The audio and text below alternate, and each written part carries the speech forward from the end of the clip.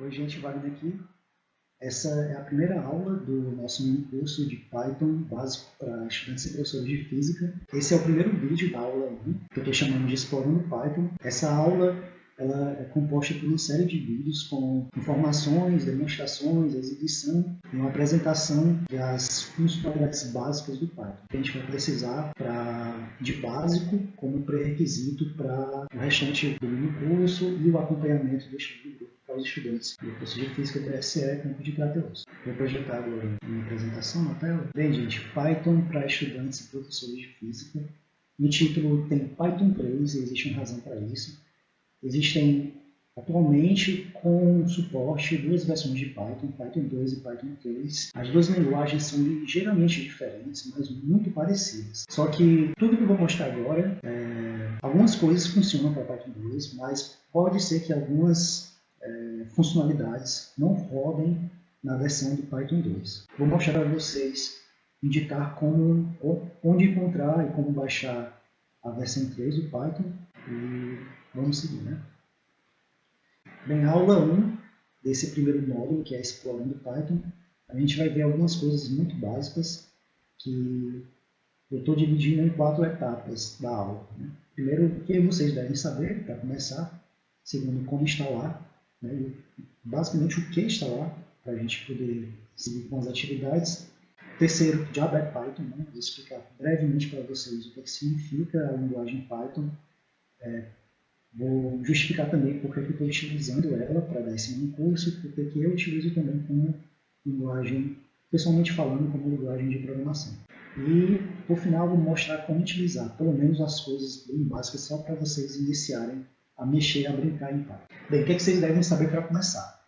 Basicamente, vocês têm que saber só usar a internet, que é baixar arquivo, pesquisar coisas na internet, utilizar vídeos, YouTube, essas coisas, e instalar programas, saber como instalar, criar, copiar e mover arquivos e pastas. Então, coisas básicas de uso, né, de computador são essas coisas que vocês precisam saber somente. Vocês não precisam saber programar, vocês não precisam ter feito algum curso de programação na vida, certo? Mas como eu indiquei também em vídeos anteriores, é importante que você saiba alguma coisinha de matemática e física, porque nossos projetos vão estar voltados para a aplicação de solução de problemas ou desenvolvimento de programas que ajudem a gente a trabalhar melhor com alguns dados ou algumas situações ou alguns problemas de física e matemática, alguma dessas áreas assim de exata. Bem, a primeira parte que eu queria falar aqui é como instalar o Python em si. Existem diversos, muitos mesmo, vídeos no YouTube que mostram para vocês, que indicam para vocês como instalar. Eu sugiro vocês procurarem mais recente. Eu selecionei esse vídeo aqui do canal Cursos em Vídeo. Esse canal contém uma lista uma playlist de curso em Python, que eu até recomendei também no vídeo de apresentação do nosso mini curso. E destaquei um vídeo que eu coloquei nessa apresentação, que vai estar disponível lá na nossa Google Sala de Aula. Veja essa apresentação, ele começa falando um bocado de coisa sobre Python e depois de algum tempo de vídeo é que ele vai mostrar como é que instala. Mas eu gostaria de mostrar para vocês nesse vídeo como e onde encontrar o instalador do Python 3. Então, você no Google procurar por Python 3. Um dos primeiros resultados, se não o primeiro, vai conferir a página de download do instalador do Python para o seu sistema operacional. Eu acredito que a grande maioria de vocês, não todos, vão estar utilizando o sistema Windows. Eu estou utilizando nesse momento o sistema Windows por diversos motivos, mas eu costumava utilizar Linux antes. E a instalação do Linux é bem simples também. Eu vou deixar um vídeo de instrução como uma atividade também no sala de aula. Vocês podem procurar nessas referências que vai estar lá como instalar no Linux também. Então, aqui você clica, baixa. Então, depois de baixado, é só executar o programa e seguir as instruções de instalação, que é bem básico mesmo. Voltando à apresentação. Como primeira atividade, além de instalar o próprio Python, eu estou passando para vocês a instalação de mais 2 programas que a gente vai utilizar ao longo desse mini curso, que é o Anaconda e o VS Code. Anaconda é um conjunto de bibliotecas em Python e outras linguagens também, que contém alguns tanto pacotes em Python como outros programas que ajudam na edição e criação de projetos ou programas de execução na linguagem Python ou outras linguagens, que está incluso também no Anaconda. O que a gente vai utilizar do Anaconda, além das outras bibliotecas, como o NumPy, a biblioteca de gráficos, a biblioteca simbólica, que já vem no Anaconda. Inclusive, a Anaconda também vem com seu próprio interpretador de Python, na versão mais atualizada, caso você baixe a versão atualizada de Anaconda. Vem um programa chamado de Jupyter, que é um dos que a gente vai mais utilizar aqui. Ele é muito simples de utilizar, eu já inclusive mostrei para vocês em um dos vídeos atrás, um vídeo de ilustração do que a gente vai ver nesse mini curso, e recomendo também a instalação da Anaconda por causa disso. O VS Code ele é um editor de texto, basicamente isso, um editor de texto simples, como se fosse um bloco de notas, só que ele destaca as funções, as palavras-chave de uma linguagem de programação. Ele é bom também porque ele contém algumas extensões que lhe ajudam a editar melhor o código. Ele contém também um terminal próprio que você pode executar o código por ele mesmo. No Jupyter você também faz isso, só que o formato que você mais utiliza no Jupyter não é um formato de arquivo Python comum, que se chama de notebook. Notebook, o que é que ele é? A gente vai ver direitinho, mas deixa eu adiantar para vocês. Ele é um arquivo de texto que contém várias células. Essas células elas servem para executar linhas de códigos independentes uma da outra, no sentido de que você pode executar um conjunto de código sem executar o outro de baixo ou de cima. Mas as variáveis umas vão dependendo da outra de ordem decrescente. Então, a primeira atividade é vocês instalarem tanto a Anaconda quanto o VS Code, isso depois de instalar o Python. Né? Então, deixa eu mostrar para vocês como onde mudar. Você coloca Anaconda download. Provavelmente o primeiro resultado vai ser o que você vai utilizar. Então, nessa página de download, você clica aqui e você escolhe qual versão que você quer utilizar lá na Anaconda. Como falei para vocês, idealmente utilizar a versão 3 do Python ao invés da versão 2. Então, a Anaconda está utilizando a versão 3.7 ainda.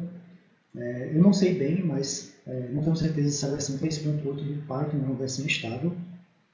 Mas mesmo que você instale a versão 3.8 do Python separadamente, provavelmente se você executar códigos no Jupyter, ele vai utilizar a própria versão do Python, a versão mais utilizada, que já está incluso no Anaconda. Então você escolhe qual é a plataforma que você está utilizando, se é de 64 bits ou se é 32 bits. De forma geral, de regra geral, se você não sabe, você baixa de 64. E provavelmente vai ser a arquitetura do seu computador. A 32 é para computadores mais antigos. Tem uma dúvida, baixa esse de 64. A instalação é muito semelhante com a de Python, você só segue as instruções de forma direta, não tem muitas escolhas. O outro programa é VS Code. VS Code é um programa da Microsoft, o VS é para Visual Studio. O primeiro resultado desses inputs que você vai encontrar aqui. Aqui.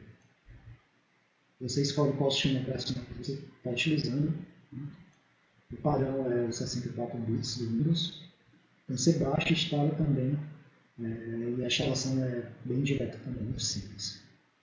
Se tiver algum problema durante a instalação, alguma dúvida, vocês podem deixar como mensagem no mural do Google Sala de Aula, que daí ou eu, como orientador do grupo de estudo, professor desse mini curso, posso dar instruções, orientações, ou algum colega de vocês que veja a sua publicação e saiba como resolver o problema, também pode se sentir livre para responder com a sugestão ou o comentário que achar que resolva o problema do colega. De toda forma, na atividade lá no Google Sala de Aula, vou deixar também links com as instruções que eu encontrei na internet de como instalar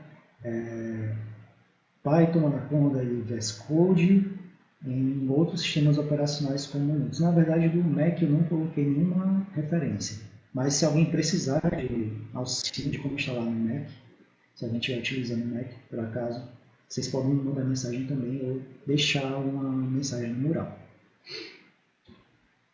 Em seguida, o que é Python? Python, como já disse para vocês, é uma linguagem de programação. A linguagem de programação basicamente funciona como um intérprete entre o humano e a máquina. O que é que você vai fazer com a linguagem de programação? Você vai dizer para o computador o que é que você quer realizar de operações. Essas operações, elas basicamente são operações matemáticas.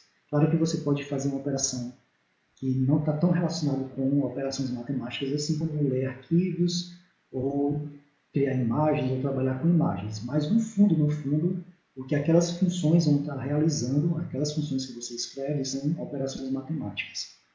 Então, a linguagem de programação, ela é uma linguagem em si, ela contém códigos e textos que são estruturados de forma a o intérprete, que no caso que é o leitor, o próprio Python, realiza a leitura do seu código, do seu script, do seu texto e traduz isso para o computador realizar alguma operação. Então, por que eu estou utilizando o Python nesse mini curso? Por que eu estou dando esse mini curso? Porque eu pessoalmente utilizo Python como um instrumento de trabalho também. Então, deixa eu só sair da apresentação um instante para mostrar para vocês. Se vocês forem no Google pesquisar por linguagens de programação, se já estiver pesquisa, mais usados no mundo. Linguagens mais usadas no mundo, ou já entende justamente que está precisando por linguagem de programações. Deixa eu ver, esse resultado aqui de cima é de 2018, a gente vai para esse resultado aqui mais recente, que foi de novembro do ano passado. Esse site nesse blog, lista as 10 linguagens de programação utilizadas em 2019. Ele usa esse índice aqui, esse TPXRX, que é um índice das linguagens de programação utilizadas pelos desenvolvedores desde 2002. Esse índice faz essa listagem. Vamos lá para a primeira, a mais utilizada no mundo, é Java. Eu acredito que a razão disso é porque é realmente uma linguagem que mudou muito a forma de elaborar sistemas para a internet. A segunda linguagem mais utilizada é C, que é uma linguagem muito clássica de programação. Ela é da década de 70, eu acho. Pronto. Ela é da década de 70. Não, na verdade, tem 70 anos de idade essa linguagem. Né? Não, na verdade, a Assembly é que tem 70 anos de idade. Né?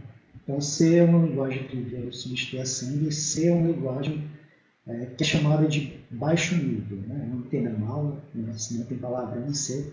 Linguagem de baixo nível quer dizer que é uma linguagem que está muito próxima à linguagem do próprio computador, que é a linguagem binária. Assembly era de muito mais baixo nível do que C. Ela possui uma linguagem realmente muito mais próxima à linguagem binária, que é a linguagem utilizada pela máquina, e C é uma linguagem um nível um pouco acima de Assembly. Terceira, a linguagem mais utilizada no mundo ano passado é Python. Aqui o blog destaca que uma razão para Python ser tão utilizado no mundo é a importância da linguagem para a carreira de dados. Realmente, Python é uma linguagem que está sendo muito utilizada para tratar dados, principalmente dados com um grande número.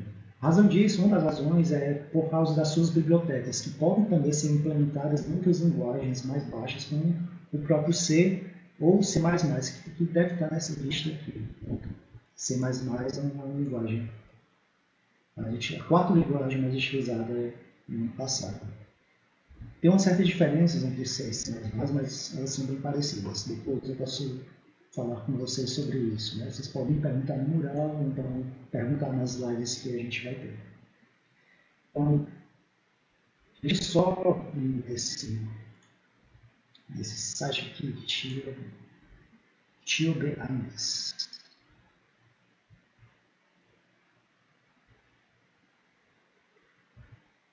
Deixa eu ver se esse aqui.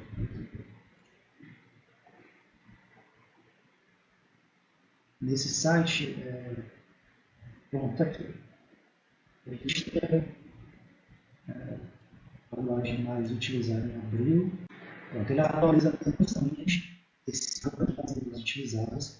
Em abril do ano passado, o Python estava em quarto lugar, abril desse ano está em terceiro lugar. Teve um crescimento no uso de 1%, 1,15%. Aqui embaixo tem um gráfico interessante. Aqui é o ranking de utilidade das linguagens ao longo do mundo, ao longo dos meses. Python é esse gráfico que está em verde limão. Veja que de 2018, mais ou menos, para cá, teve um forte crescimento. Veja que ele supera, de 2019 para cá, o uso de outras linguagens, como C++, JavaScript, ele já estava superando há muito tempo. Outra linguagem que ele supera há muito tempo, que veio superando desde 2002, foi o Visual Basic, que, se não me engano, é uma linguagem da Microsoft. JavaScript, C Sharp, que eu acho também que é uma linguagem da Microsoft. Bem, é isso. Então, veja que Python é uma linguagem que cresce muito em utilização. Isso é bom porque muita gente desenvolve muitos problemas em Python, então muita gente pensa em diversos problemas para se resolver, né, usando programação. Então, com muita gente utilizando Python, muita gente vai desenvolver projetos ou bibliotecas em Python para resolver certos problemas específicos, e isso normalmente está disponível em código aberto, porque Python também é uma linguagem de código aberto. Significa que ninguém é dono do Python, é uma comunidade que ajuda a desenvolver o Python. Então, voltando para a apresentação.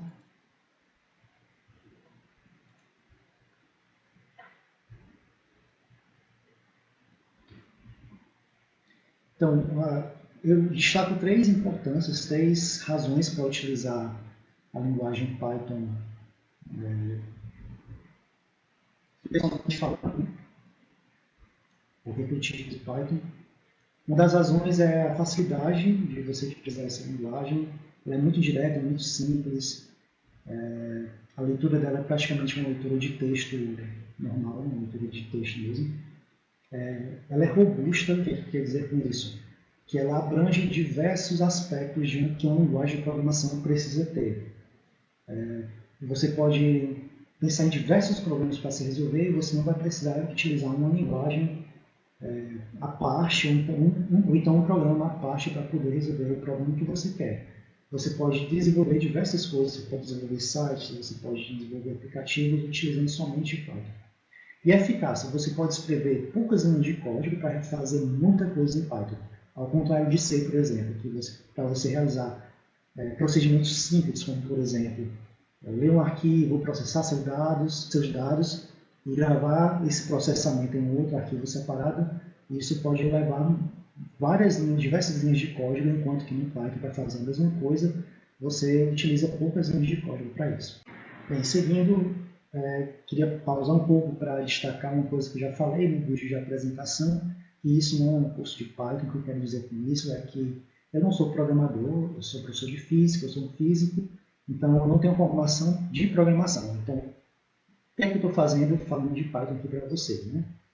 Bem, eu sei algumas coisas de Python, eu utilizo Python para algumas coisas, e as coisas que eu sei, aprendi por autoinstrução, não por formação. Então, eu não tenho propriedade para dizer que estou formando vocês um curso de Python. Estou apresentando para vocês um curso de utilizar o Python para coisas de física, né? Principalmente coisas que sejam úteis para estudantes de física, como para professores de física. Então, esse curso, na verdade, é sobre isso, é sobre como utilizar a linguagem Python para problemas relacionados ou situações relacionadas a o curso de Física ou a disciplina de Física. Então, como utilizar? Uma vez que você instalou o Python, existem algumas formas de você utilizar a linguagem. Eu vou mostrar para vocês agora. Eu vou sair da apresentação. Deixa eu botar aqui o slide de novo. Vou sair da apresentação e projetar na tela para vocês a minha área de trabalho. No Windows, uma forma de utilizar o Python é pelo PowerShell, se está utilizando o Windows desde a versão 7, eu acho, para cá, não tenho certeza. Mas se você está utilizando a versão 10 do Windows como eu, com certeza tipo PowerShell, você também pode utilizar o de comando. Você vai iniciar e pesquisando o CMD, vai aparecer o próprio de comando ou PowerShell.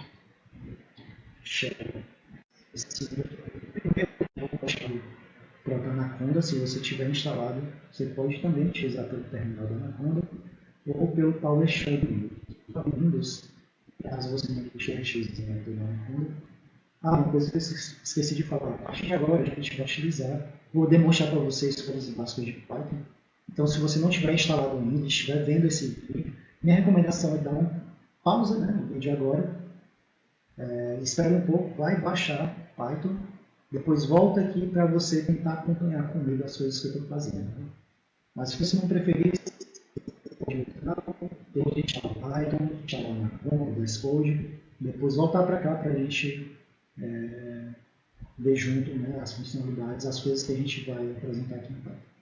Então, uma vez que você abrir o terminal, no Linux você Ctrl Alt T para abrir o terminal. Você pode também pesquisar também na barra de tarefas do Linux, pelo terminal, também você pesquisa por terminal, vai aparecer lá. Então, você utiliza o Python, simplesmente digitando no terminal Python e apertando Enter. E vai aparecer uma mensagem informando qual é a versão do Python. É importante que você esteja utilizando a versão 3, vai ser 3. Alguma coisa, 3.7, 3.4. A versão que eu estou utilizando é a versão do Anaconda, porque eu instalei pelo Anaconda. Para 64 bits. Né? Então, uma vez que você abre Python aqui pelo terminal, você pode realizar operações simples. Você pode, inclusive, utilizar o Python como um calculador.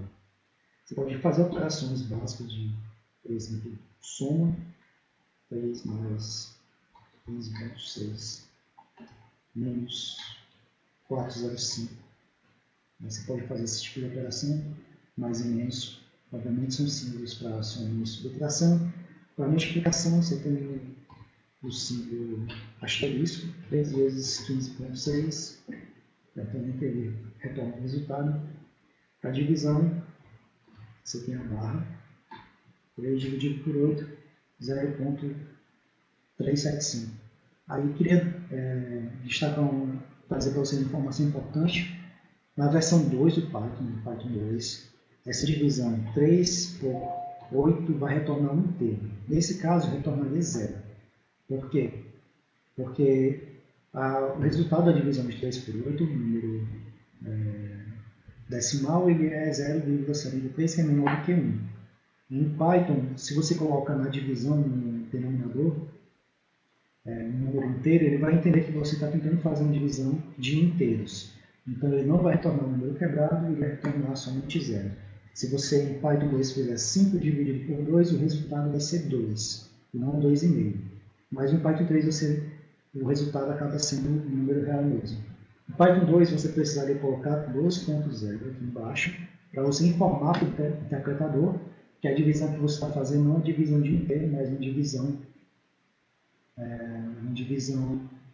de número real mesmo. Então, outra coisa que você pode fazer no Python é guardar valores em variáveis. 3, 2, e você pode utilizar essas variáveis armazenadas como parâmetros para o que você quer fazer. Por exemplo, o que ficaria A ao quadrado, para você levar o número ao quadrado, você coloca 2 asteriscos, mas, na verdade, eu falei A, mas é B ao quadrado, né? Mais A. Então, ficaria B elevado a e assim por diante. Daí um detalhe, no Python por padrão não existe raiz quadrada. Você pode fazer, por exemplo, se você quiser raiz quadrada de 9, casa 9 elevado a 1,5, por exemplo. Mas se você quiser uma função, né, que retorne a raiz quadrada sem precisar ter que sempre escrever dois asteriscos e um meio entre parênteses, você pode importar uma biblioteca, que é math. Import é uma palavra-chave do Python. Ele diz para o interpretador que você quer baixar, né, extrair funções de uma determinada biblioteca. Depois do import você coloca o nome dessa biblioteca. Daí para tirar a raiz quadrada, por exemplo, seria math.sqrt.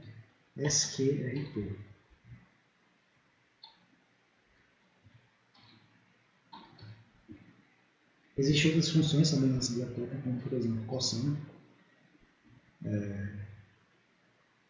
e a função e alguns parâmetros, como o próprio pi. Então eu vou colocar armazenar nesse pi essa variável que eu chamo de pi, o próprio pi do math, e vou fazer o cosseno de 2 vezes pi, por exemplo. Então, cosseno de pi sobre 2, né, o pi, que é praticamente zero, né? E assim por diante. Você pode utilizar uma função também intrínseca do Python, que é o help, para obter algumas informações de como é que funcionam algumas coisas em Python. Por exemplo, se você colocar help, né, ele vai retornar uma descrição dessa biblioteca.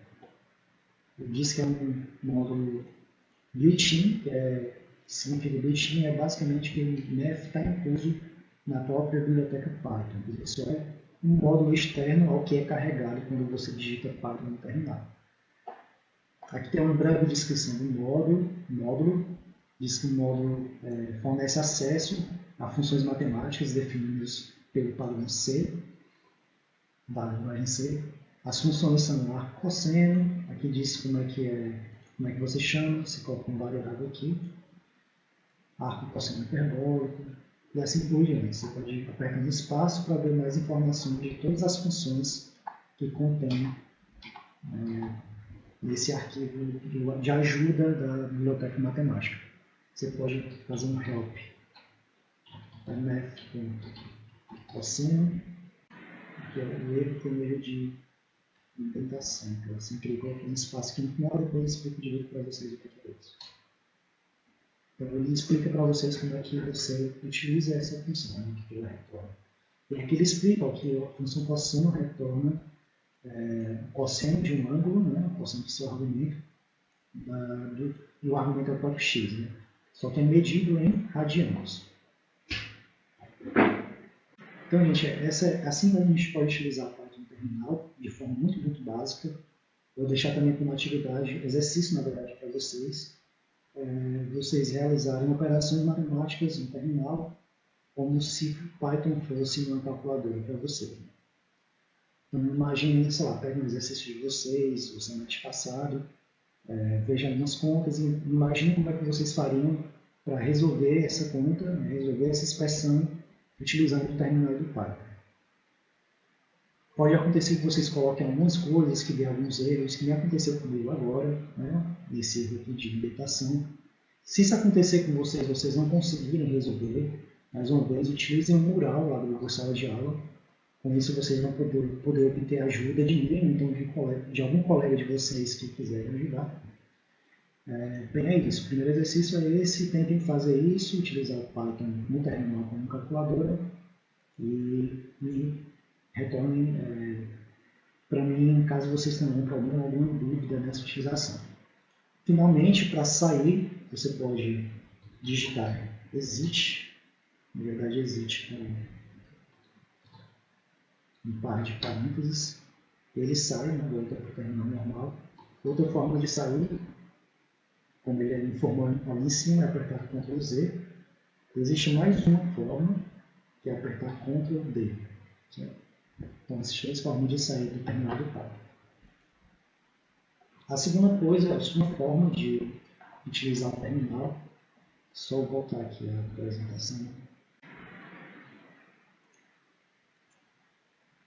A segunda forma de utilizar o Python é através do Jupyter. Se você instalou na conta, o Jupyter já está incluso. Você pode também instalar somente o Jupyter. Você pode ir no Google pesquisar por Jupyter. Você vai por JUPYTR, lá no Google, ele vai lhe direcionar para uma página de desenvolvimento do Jupyter, e lá você vai encontrar como baixar para o seu sistema operacional. Vou deixar também um link dessa apresentação, que vai estar disponível lá no Google Sala de Aula, um link para vocês baixarem o próprio na conta. Okay?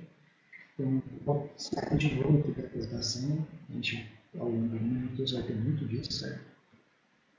Vou projetar de novo a tela da minha área de trabalho. Então, vamos ver se você pode precisar.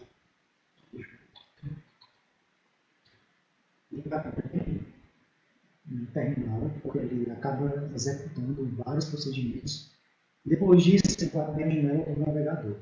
Ele demora um pouco para carregar, porque ele vai carregar diversas bibliotecas, diversas funcionalidades. Mas vou avançar até ele carregar aqui. Pronto. Então, automaticamente ele vai abrir a janela do navegador e na minha outra área de trabalho, eu vou arrastar para cá. Certo? Ele vai abrir a pasta de usuário de vocês. Certo? Para você utilizar o Python, você precisa criar o que se chama de notebook. Então, aqui no desktop, essa pasta que eu criei para fazer no vídeo anterior, você vai aqui em novo, Python 3. Ele vai carregar uma nova janela, uma nova aba do navegador. Lembrando que isso não é na internet. Ele diz no navegador como um programa de cliente para você escrever o seu código. Isso não está na internet, isso está no seu próprio computador. Daqui você contém as células para utilizar, rodar, na verdade, programas em Python. Então, como rodar programas aqui?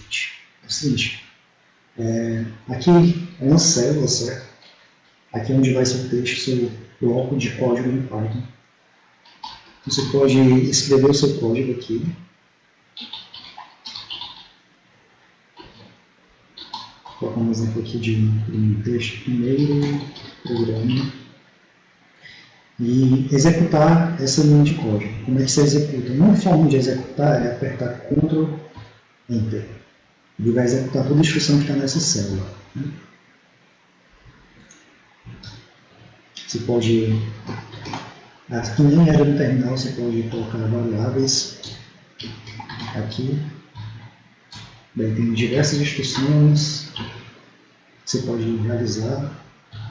Por exemplo, eu criar uma variável A, estou armazenando o número 3 nela, criar uma variável B, estou armazenando 2, e uma terceira variável C, estou armazenando a multiplicação entre essas duas variáveis.